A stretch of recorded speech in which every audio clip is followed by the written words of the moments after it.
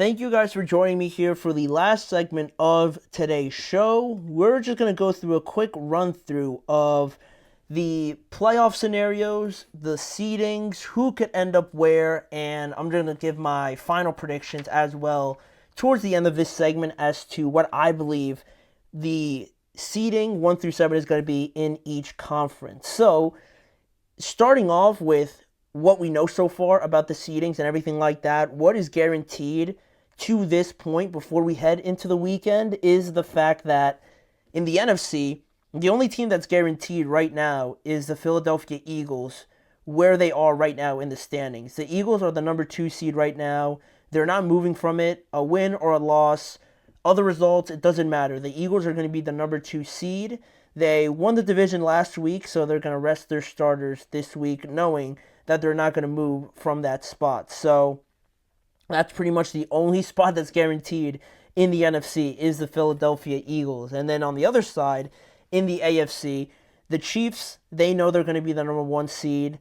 They got 2 weeks rest now for their starters. They're not going to play this week, and they got a bye week next week. So, as usual, the Chiefs are going to be very well rested for their start to the playoffs come the divisional round. Then, much like the Eagles, the number 2 seed in the AFC is also locked up by the Buffalo Bills. They play, they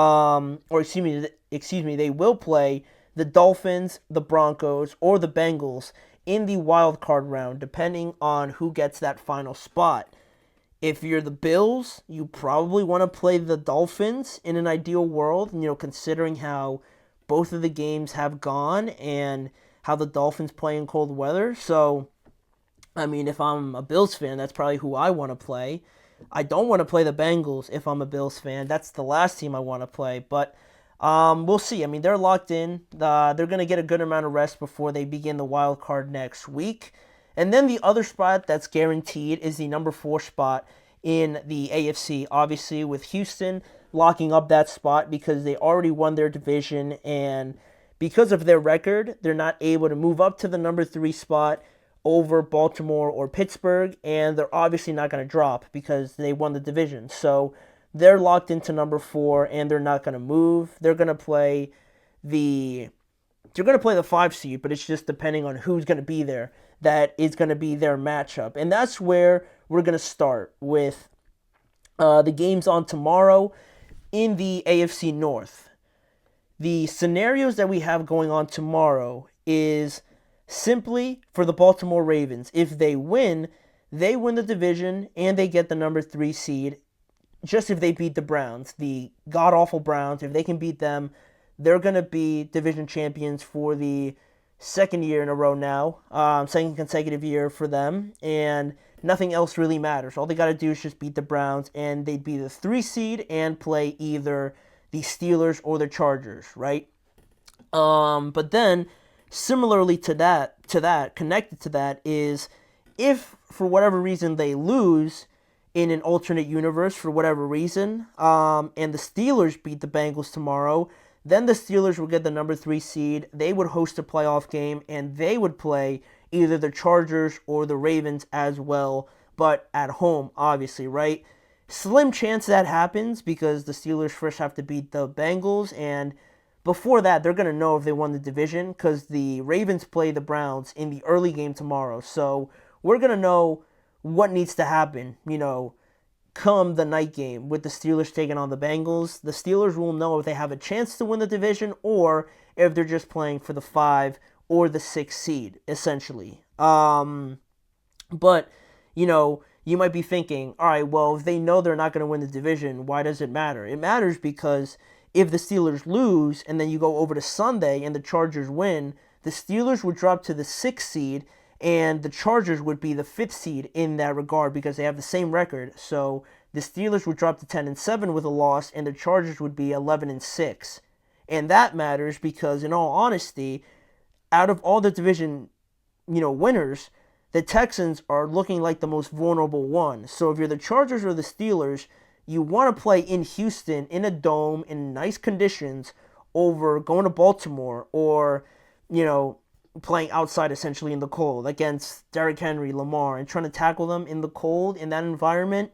no thanks. So that's what the situation is kind of looking like for the 3, the 5, and the 6 seed right now. Essentially, essentially it's going to be the Ravens, the Steelers, the Chargers, or the Texans playing amongst each other in whatever order they end up, finalizing in, with the results tomorrow and on Sunday. So that's what's initially going to happen with the start of the weekend. And then, not too far off of that, we get to the 7th spot in the AFC, the last spot that's not guaranteed by any team currently right now. It all comes down to the Dolphins, the Broncos, and the Cincinnati Bengals. Starting with the Bengals, because they play tomorrow, all they simply need to do for their part of things is just win. If they win, they got a chance. They don't really have any say in it, but if they lose, nothing else really matters, right? If they lose, they're eliminated. So they need to win tomorrow in Pittsburgh to just get the opportunity to hopefully have things fall in their way. And if they do, they'll be the number 7 seed in the AFC playoffs. What do they need to happen? Well, they need to win, like I said, and also they would need to have Denver and Miami to lose on Sunday for them to be the number 7 seed. So they need a good amount of help for them to make it. Out of all 3 of those teams, I think I saw that the Bengals have the least chance to make it out of all of them, because they need both of them to win, as opposed to the Dolphins that only would need to win, but they'd only need the Broncos to lose in that scenario, right? They only need one of those teams to lose and win, compared to the Bengals needing both of them to lose, right? But of course, like I mentioned before in the previous segment, none of that matters. A Bengals win, a Dolphins win doesn't matter if the Broncos win against the Kansas City Chiefs, because they do have the number 7 spot right now. If they win, they're going to get the last spot. But there is the off chance that they throw away this opportunity and they lose. And if they lose, right, and the Dolphins win and the Bengals win, then the Dolphins would get that final spot. If they lose and the Dolphins lose, it goes to the Bengals, right? But there is a weird scenario where the Broncos lose and the Dolphins lose and the Bengals lose, then the Broncos would still make it, right? Because all of them lost, so nothing really changed. So a lot of things that could go in each and every way. Based on the matchup, the Chiefs are tricky, but I would feel like it would have to be the Broncos in this scenario to get the last spot, in my opinion. But we'll see when everything kicks off tomorrow. Then we're going to move over to the NFC here real quick. Looking at the number 1 seed, essentially, it all comes down to the game between the Vikings and the Lions.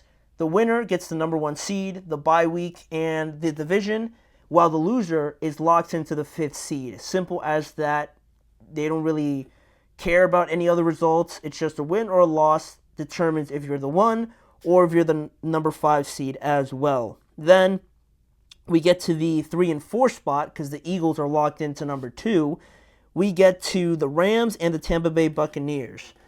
The Rams, all they need to do, because they're the number 3 seed right now, all they need to do is win. If they win, they lock up the number 3 seed, and they'll play either the...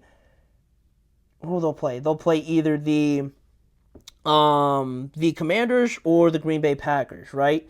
But if they lose, they have a chance to still make it, but only to still be the number 3 seed, but only if the Buccaneers also lose to the New Orleans Saints. If the Packers lose and also the Buccaneers lose, or excuse me, if the Rams lose and the Buccaneers lose, the Rams would still stay at number 3. But in that scenario, if the Buccaneers were to lose, they would completely be out of the playoffs if the Falcons were to win. If that were to happen, the Falcons would go all the way up to number 4, and the Bucs would be eliminated from the playoffs if they were to lose. But the Buccaneers hold their future in their hands because they play a very weak Saints team, and all they need to do is win. And by winning, they win the division, and they lock up the one of the top seeds, right?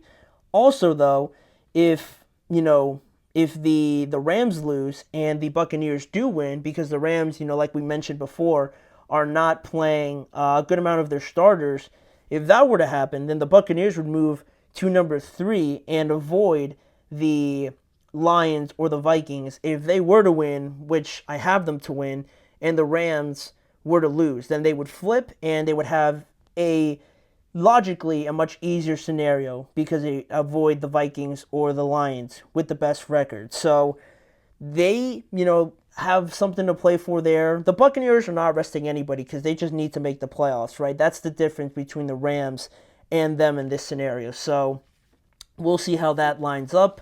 And then lastly, the 6 and 7 seeds that I have on here, it's going to be either the Packers or the Commanders, but based on how they do, will determine that, right?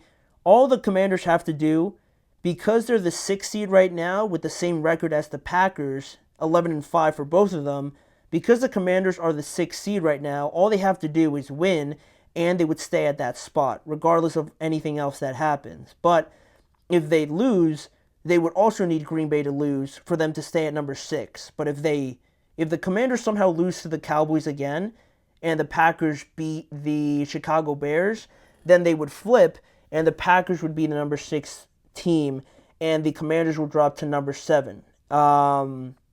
But based on my predictions, I don't think that's going to happen. I think the Commanders are just going to win. And with that in mind, to end the shows this week, this is what I think the playoffs are going to look like, in my opinion. I think the final predictions are going to look something like this. We got, over here in the AFC, like we talked about here quickly, we got the Chiefs as the number 1 team, locked in already. The Bills locked in at number 2.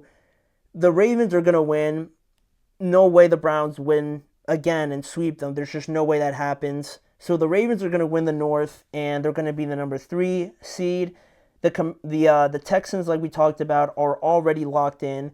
I have the Steelers beating the Bengals. I think the Steelers get their act together at home and gain some sort of momentum going into the playoffs. I have them winning and staying as the number 5 seed. And then that would mean that the Chargers, win or lose, they're going to be the number 6 team. And I have the Broncos beating the Chiefs to earn that last spot in the playoffs. I think, like I mentioned before, they deserve it the most out of all those teams. And I mean, the Chiefs are not playing with anybody. Not any of their starters, I should say. So I think this is their opportunity. I think it would be too harsh for them to kind of miss out now, right, and kind of crumble. So I'm going to go with the Broncos, meaning that the Broncos will play the Bills the first round, the Chargers will rematch against the Ravens, and the Steelers will play the Texans in the wild card round. And then on the other side of things, like I predicted, I have the Minnesota Vikings beating the Lions, meaning that the Vikings are 1 and the Lions go all the way to 5. The Eagles are already locked into number 2. I should have had this switched because I changed my prediction. So based on what you see here, I actually have the Buccaneers as the number 3 team and the Rams as the number 4, because I didn't know the Rams were going to rest everybody. I made this graphic before that. So I'm going to have the Bucs actually at number 3 and the Rams at number 4. I have the Bucs beating the Panthers, or excuse me, the Saints, and the Rams losing to the Seahawks. So those two are just going to flip. I already mentioned the Lions. I have the Commanders beating the Cowboys this time around, and the Packers, they're going to beat the Bears, but it doesn't matter. They're just going to stay at number 7 because the Commanders are going to win that game. So that means that we're going to have a rematch of the Eagles and Packers. We're going to have the Buccaneers playing the Washington Commanders in a very interesting game. And we're going to have the Rams playing against the Detroit Lions in a rematch of Week 1, Sunday Night Football, I believe, as well. Those are my predictions for how the playoffs will settle after Sunday night. We'll come back on Monday to discuss how accurate I was on Monday's show. But with that being said, that is everything for today's show and for the week. Thank you guys for joining me on the Chip Shot Football Podcast. And please remember to like, follow, and subscribe to the show, as well as following the network on all forms of social media. That's where you can find more content around the show, more coverage of the NFL, more breaking news, discussions, predictions, previews, everything that you'd want covered around the NFL with me, Manny Maradiaga, as your host. Enjoy the games this upcoming weekend. It all starts tomorrow and it ends on Sunday Night Football. I'll see you guys back here on Monday to discuss the fallout of the entire 2024-2025 NFL regular season.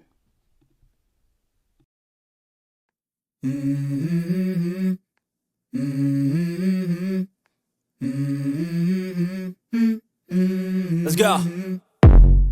I wake up to a little bit of drool on my pillow, feel like it's gonna be a bad day. Yeah, I'm tired of shit, and the coffee ain't hit yet, damn, ain't that great. I don't wanna go to